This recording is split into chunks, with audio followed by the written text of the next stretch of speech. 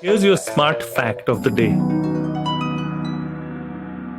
I think if I start giving you facts about the Alchemist, you'll tell me to shut my trap.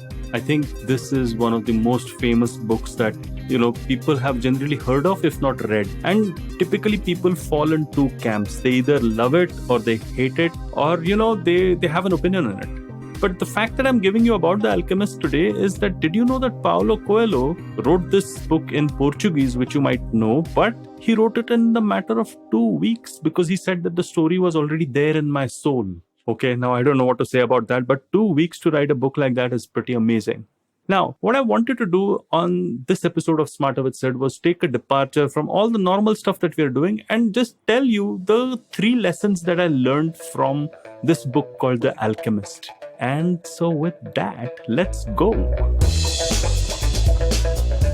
I think we better begin with some context over here. I know some of you, my listeners, you will be divided into 2 camps as well. You might say, Paulo Coelho's book is amazing, it changed my life, will be one camp. The second camp will be, oh my God, I can't stand that woo-woo thing and it's just too mystical and I just did not connect with me. And I sympathize with both camps. I truly do. For me, I certainly have enjoyed the book.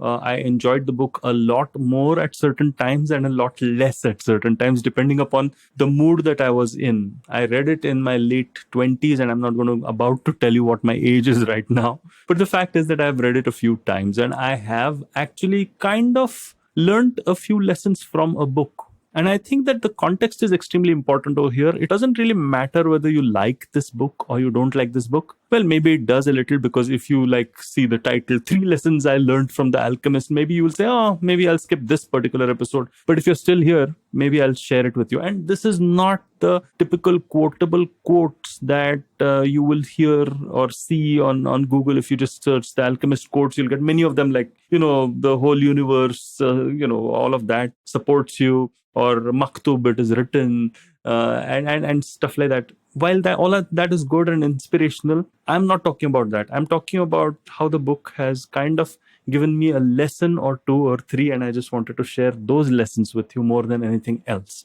Now, from my perspective, I think the ability for a good fiction book to convey something which is metaphorical is amazing. When I mean metaphorical, it means that somehow there is some connection that the writer finds with absolute reality, common sense, but something which is beyond, the abstract nature of it. I think that does make you wonder, it makes you imagine, and that is something which is truly to be treasured. Now, you may not like Paulo Coelho's style of writing, or you may not like this particular way of what we call woo-wooing. But the fact is that having a metaphor kind of unlocks a lot of secrets for you and your life. Now, again, am I sounding woo-woo? I do not like to do that. So let me make it more tangible. The first lesson that I learned on a very practical basis, I'll need to tell you what the story is a little. Don't worry about spoiler alerts. This is just a part of the story, wherein there's 2 characters, the main protagonist, the boy, an Englishman who are going through a desert in order to find Alchemist, somebody who can convert iron into gold. And they are on this long, arduous journey. And the Englishman is a guy who reads books, and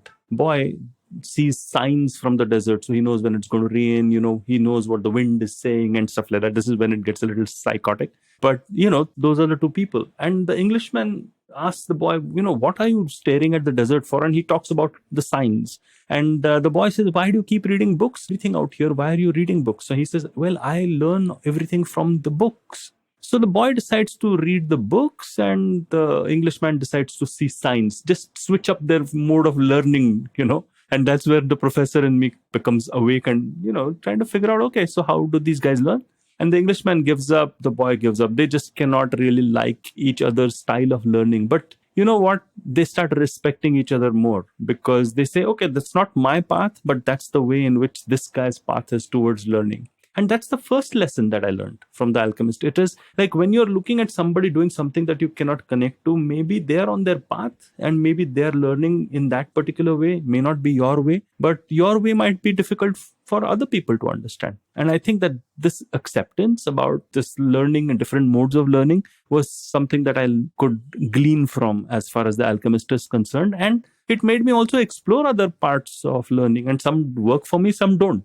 Like, for example, I learn best when I'm listening to people rather than reading something. But that doesn't mean reading does not help me learn. It's a good combination. But I digress. So that was the first lesson that I learned from The Alchemist. The second one, I must admit, is a bit of a quote, but it's not one of those famous quotes, at least that I've come across on the internet. One character says to the other, if it happens once, it won't happen again. If it happens twice, it certainly will happen for the third time. Now, that's a very, very interesting comment. And I thought deeply about this, and I found it to be kind of true. It is metaphorical, and don't take it seriously, like once, twice, thrice. But what I guess the meaning over here is that if it happens once, it can be an aberration. You may win by aberration sometimes. You may do something ghastly by aberration. You might, hurt somebody just the once. But if you have done it more than once, then it is not just a happenstance. It is going to be something which is going to happen again for the third time. And that's a really interesting thing for us to understand, because if we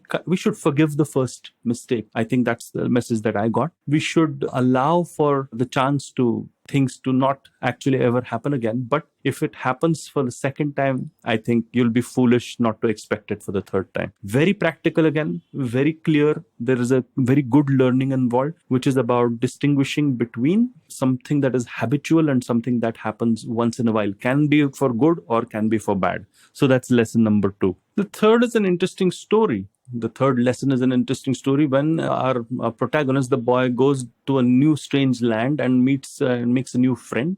The guy behind the counter is talking in Arabic, so he cannot understand what he's saying. So the friend that he's made can speak the language. They have a cup of tea.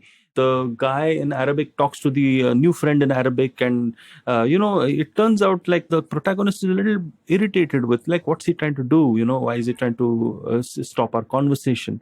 Over a period of time, very quickly, the protagonist understands that the so-called friend is actually a thief and has flicked all his money and his valuables. And the guy in Arabic was actually trying to, stop this thief from stealing. So this brought a very big lesson for me. And the lesson was that a lot of times, just because something is unfamiliar, we tend to make it an enemy. And just because something is familiar, we tend to make it our friend. And whether it is something or someone, that is the worst thing to do, especially when we are vulnerable. Like this guy was in a new country, on an adventure. But the fact is that he was in a situation wherein he was emotionally not completely balanced. And at that point in time, you can be taken advantage of.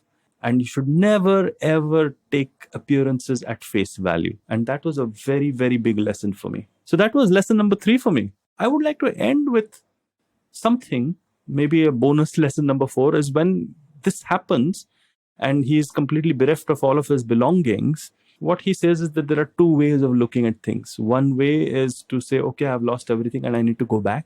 Okay. And I need to find a way back. Or the second is, hey, and I'm paraphrasing badly, but hey, my adventure has just begun. And he chooses the second way. So that's a beautiful lesson in reframing. So there are many lessons like this. And I think that there are many lessons, not just in The Alchemist, but a lot of other good books. So I'm going to do this from time to time. It is not about the book. It is not about whether you like it or dislike it. Can we learn something from it? Can we actually gain something that can make our lives, better in a practical way? So even though this book is pretty mystical and woo-woo and, not everybody likes it, these are the practical things that I've actually got from The Alchemist, and it has certainly helped me and my life. Well, I hope you like this episode of Smarter with Sid. Many more to come from where this came from. And I am on the quest of continuous learning. So I've got this new thing that I've started called the nextlevellearning.com. I've put up a couple of courses which you might like. One is on branding. The second is on content. Many more courses that will come, not just from me, but from other fantastic people that I know. And I think that if you like this podcast of mine, I'm sure you'll like that too. But if you like, please do like and subscribe to this podcast. And hey, I'm the Traveling Professor on LinkedIn and Instagram. Do hook up, connect with me over there. And if you like podcasts like these, well, IVM's got all this wonderful, magical, alchemical stuff for you. On that happy note then.